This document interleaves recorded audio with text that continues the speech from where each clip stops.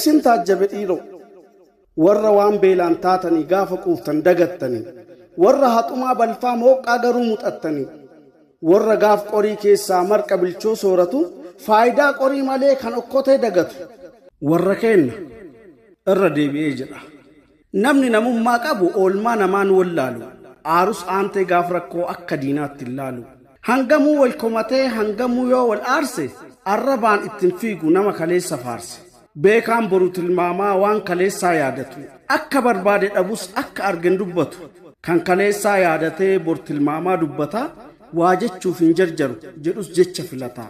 siyaasa garan qabnee fi garaa waliin madeessu xiiqaus xiiqii seenee jechaa waliin xiqqeessu arrabaan waliin cabsu dubbatus wal qusataa namni namummaa qabu darbee jinfuu qabata garuu namummaa caalaa namni garaa jaalatu bakka itti quufe malee bakka dhufe yaadatu xiinxallaa ta'uu baadhus raagaa waan boruu laalu hayyuullee yoo hin taane hanga kana wallaalu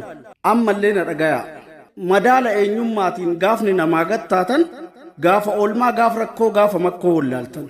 gaafa garaa guuttachuuf beekaa dhugaa sharaftan gaaf haqa sabaa dhoksaa jaarii dhaabaa gajaftan gaafni isin salphattanii namummaan isin ganu